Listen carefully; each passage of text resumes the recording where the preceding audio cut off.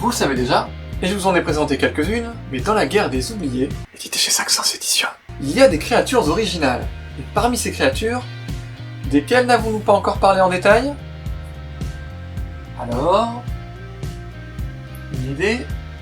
Hop, c'est fini. Et à ceux qui ont triché en regardant le titre de la vidéo, c'est mal.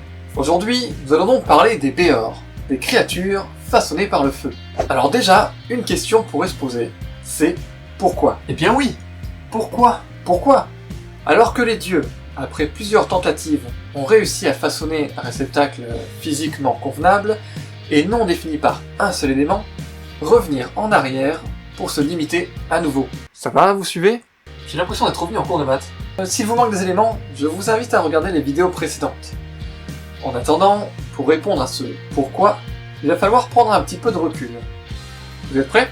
Comme on l'a vu dans les vidéos précédentes, les dieux ont fait leur petite tambouille, ont créé l'univers, des créatures diverses, et c'est parti en sucette. On a donc d'un côté le maudit, qui gère plus ou moins les enfers, et les 4 dieux élémentaires et celui de la lumière qui se sont retranchés au paradis après la guerre. Après ça, on pourrait croire que la paix est revenue, mais non. Et si le maudit a compris qu'une intervention divine directe, d'un côté comme de l'autre, mettrait en péril les différents mondes, rien ne l'empêchait de se venger par d'autres biais.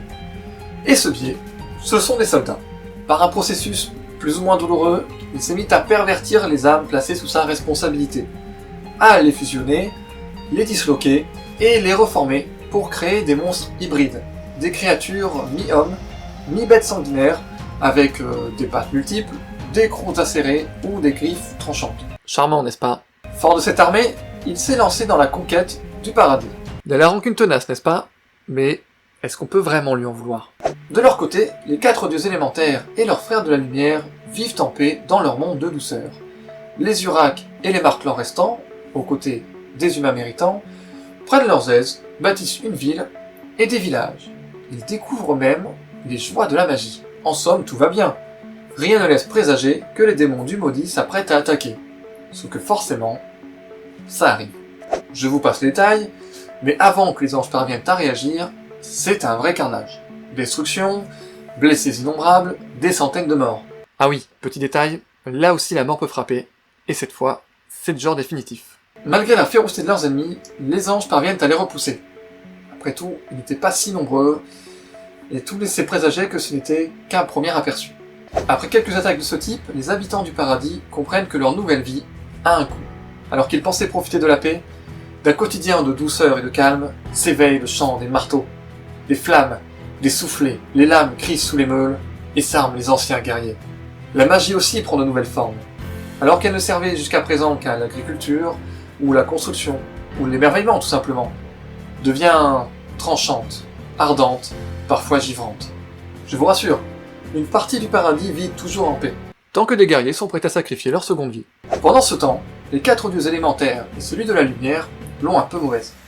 En même temps, il faut les comprendre, ils espéraient autre chose pour leur royaume. Mais puisque le maudit persiste à leur envoyer ses sbires, ils décident de répondre à son appel. Seulement, contrairement à lui, ils ne peuvent pas créer des monstres avides de sang et de mort. Ça ferait mauvais genre. Malgré tout, ils ont besoin d'êtres pensés pour la guerre. Des êtres puissants, redoutables, capables de rivaliser avec les hybrides du maudit. Des êtres au cœur vaillant, n'ayant pas peur de la mort et prêts à tous les sacrifices. Vous voyez où je veux en venir?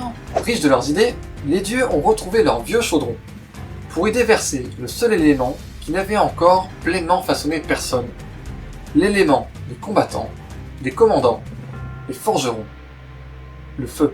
De ce rituel sont donc nés les Béors. Des créatures immenses, cornues, aux bras puissants. Mais pas seulement. Il fallait aussi qu'ils puissent résister aux griffes et aux crocs des hybrides. Ils sont donc couverts de plaques de chitine, qui leur sert d'armure naturelle. Ce qui n'empêche pas les cottes de mailles ou autres équipements qui pourraient accroître leur protection. Et leur potentiel destructeur? Pour faire simple, ils ressemblent à des minotaures, mais probablement en un peu plus bourrin. Seulement, si vous regardez bien, il y a quelques différences au niveau des mâles, à droite, et des femelles, à gauche. Les femelles ont un visage plus allongé, et des pommettes moins proéminentes. Elles n'ont qu'une crête centrale et des cornes de bélier. En comparaison, les mâles ont un menton plat, accompagné de 2 petites cornes. Pour le reste, rien de notable, ils sont tout aussi efficaces. Un petit détail qui peut avoir son importance, lors des batailles, ils affectionnent particulièrement les armes aussi démesurées qu'eux. Voici d'ailleurs un petit exemple avec Grunthor, le plus célèbre d'entre eux. Il est tellement connu qu'il a un parc à son nom. Pas mal, hein? Ah, et une statue devant l'académie. Un endroit où les gens peuvent apprendre à développer leur élément. Parce que ça ne se fait pas en un claquement de doigts. Mais ça, c'est une autre question. D'ailleurs, on en a fini avec les présentations. Aussi bien des Béors que des autres.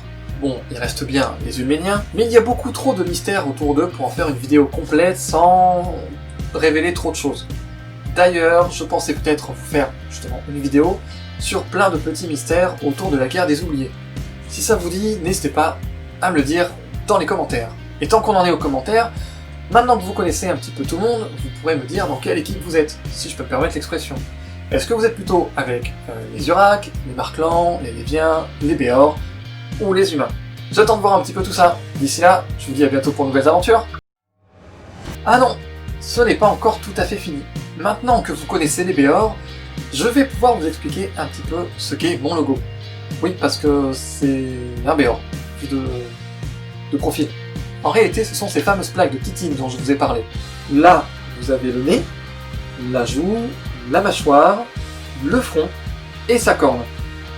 Et la plume, bien sûr. Après tout, je suis écrivain. Allez, salut à tous!